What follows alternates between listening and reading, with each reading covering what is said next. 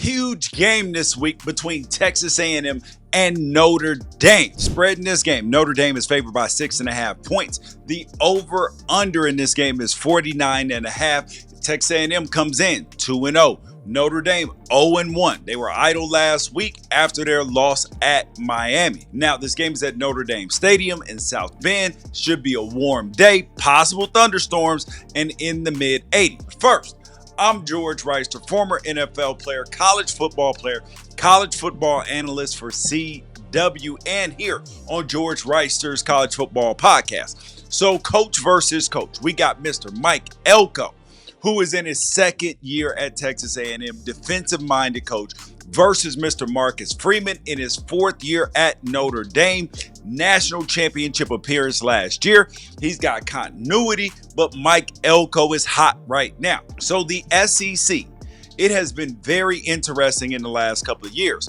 because a lot of the hires that have been made have been guys that don't really have a deep connection to the South. And when things aren't going well, they be like, those city slickers, getting them up out of here.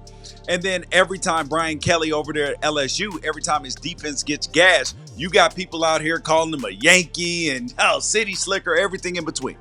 Now over at Auburn, you have Brian Harsin. He got ran out of there. Kalen DeBoer at Alabama their fans are ready to give up some of the lottery winnings to get him up out of there. But somehow, Ivy League educated Mr. Mike Elko, who has coached at some of the highest academic institutions like Duke, Wake Forest, and I know he was in College Station prior, but still, he's sitting there now with a 10-5 record, just like Mr. Kalen DeBoer. But the energy around that program feels a lot more stable, and they feel happy with Elko.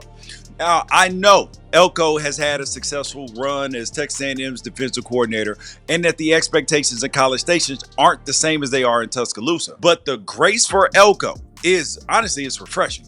And maybe it's because he's a defensive head coach, so it's not as easy to blame the offensive issues on him. And maybe it's because it's his first time in a very long time that the Aggies have had somebody in charge that cares much about the culture as they do about the talent. Now, this game is one of the rare occasions where I think that the teams could do a head coach for head coach swap, and both teams would honestly be just fine. Leadership is like a good run game. It travels wherever you go, and both of these dudes are great leaders. Now, on the other hand, you got Mr. Marcus Freeman. Now, he's had 2 weeks to get ready for this game after coming up short at Miami, and he's doing his best to emphasize sound tackling over trying to win with one big hit and trying to win the game with one play, because you can't. And Freeman is 3-0 at Notre Dame in his career after a bye. And none of these games came against a team that's honestly been as talented and as physical as Texas A&M. So it is going to be very, very interesting whether they come out in this game a little bit rusty or if the preparation and that extra time is going to help after having the entire summer playing, then being off again. Conversely, Texas A&M having Utah State on the schedule right before traveling to South Bend.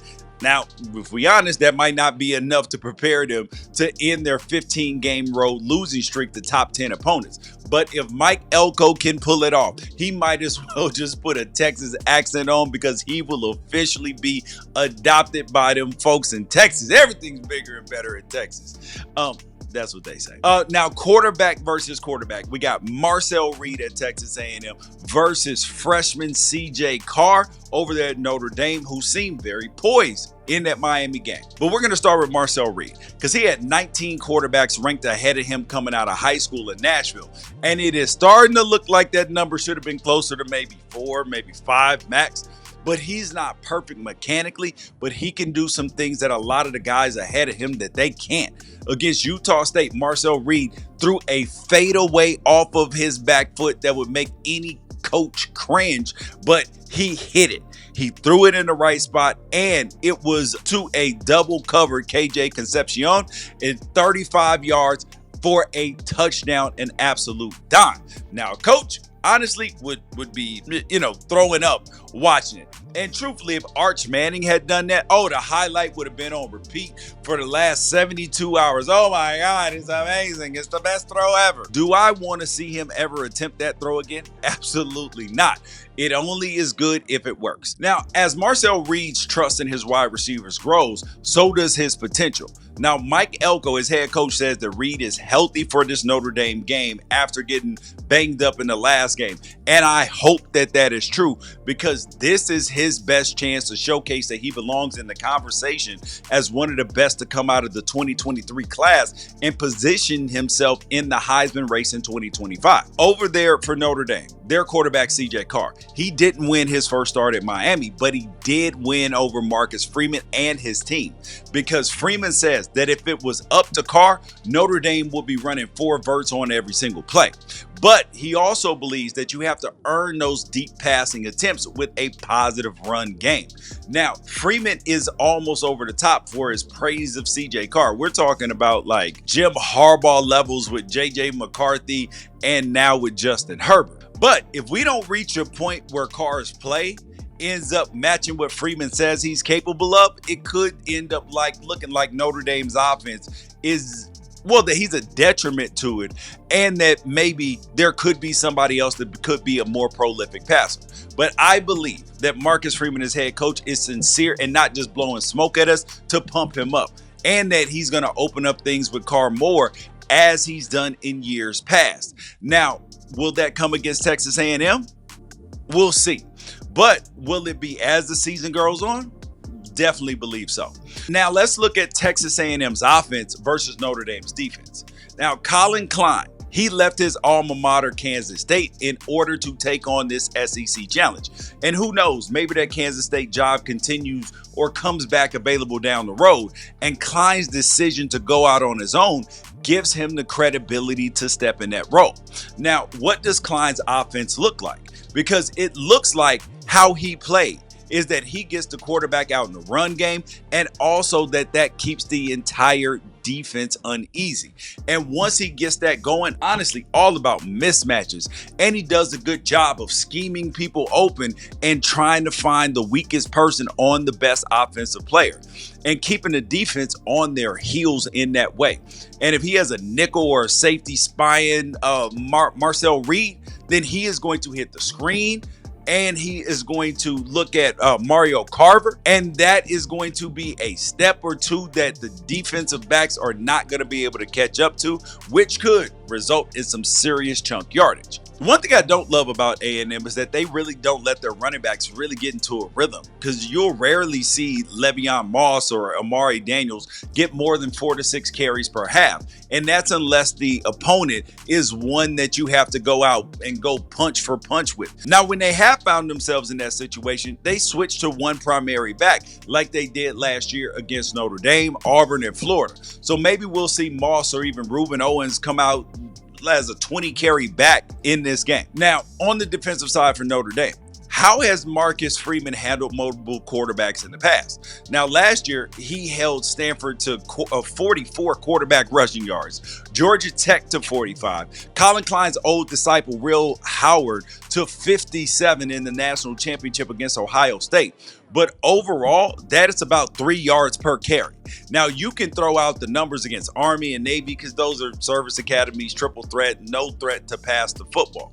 But Notre Dame, they do well against running quarterbacks. And Marcel Reed, he actually might be banged up coming into the game anyway, with a reluctance to run quite as much, because this could really come down to Reed doing damage from the pocket. Now let's talk about Notre Dame's offense versus Texas A&M's defense. Now, I already established that Marcus Freeman is hinting at the ability to make some serious vertical attack action.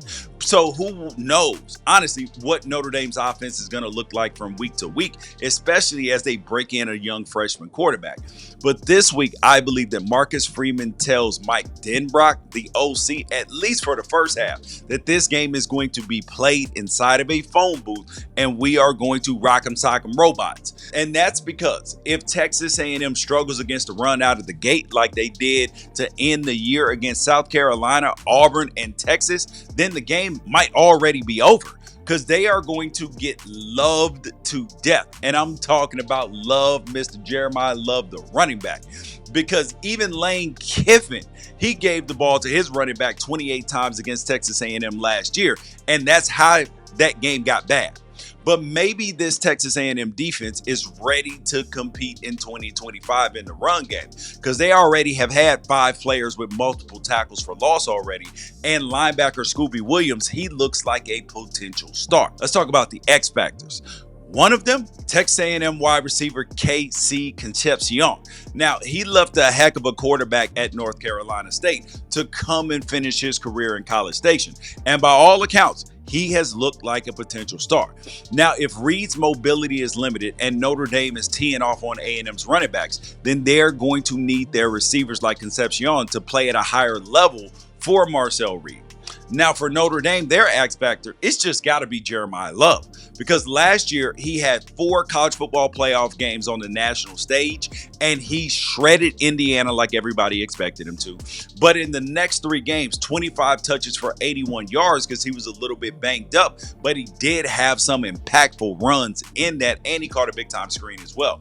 Now, you have to shine when the lights are brightest and you are healthy, and Jeremiah is both. But now on to the winner.